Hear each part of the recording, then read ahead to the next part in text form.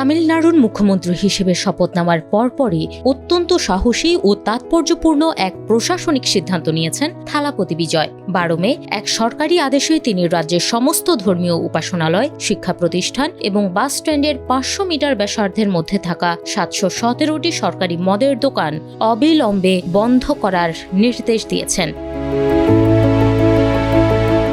মুখ্যমন্ত্রীর এই নির্দেশনা অনুযায়ী আগামী 2 সপ্তাহের মধ্যে তামিলনাড়ু স্টেট মার্কেটিং কর্পোরেশনের এই দোকানগুলো সরিয়ে ফেলতে হবে। চিহ্নিত 717টি দোকানের মধ্যে 276টি ধর্মীয় উপাসনালয়ের কাছে, 186টি শিক্ষা প্রতিষ্ঠানের পাশে এবং 255টি বাস স্ট্যান্ড সংলগ্ন এলাকায় অবস্থিত। জনবহুল ও সংবেদনশীল এলাকায় মদের অবাধ বিক্রি নিয়ে সাধারণ মানুষের দীর্ঘদিনের ক্ষোভ মেটাতেই এই সামাজিক সংস্কারমূলক পদক্ষেপ নিয়েছেন বিজয়।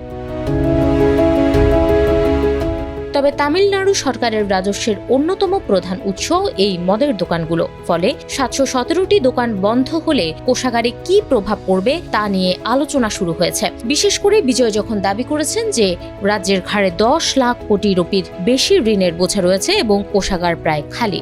এই আর্থিক পরিস্থিতির প্রকৃত চিত্র তুলে ধরতে তিনি 2021 থেকে 2026 মেয়াদের উপর একটি শ্বেতপত্র প্রকাশের ঘোষণাও দিয়েছেন। মদ ও মাদকের বিরুদ্ধে যুদ্ধের পাশাপাশি সাধারণ মানুষের জন্য আরও কিছু বড় ঘোষণা দিয়েছেন নতুন মুখ্যমন্ত্রী। আবাসিক গ্রাহকদের জন্য 200 ইউনিট পর্যন্ত বিনামূল্যে বিদ্যুৎ সরবরাহের অনুমোদন, নারী সুরক্ষায় বিশেষ বাহিনী গঠন এবং মাদক রোধে প্রতি জেলায় পৃথক মাদক বিরোধী ইউনিট গঠন ছাড়াও রাজ্যে কঠোরভাবে আইনশৃঙ্খলা নিয়ন্ত্রণের প্রতিশ্রুতি দিয়েছেন বিজয়।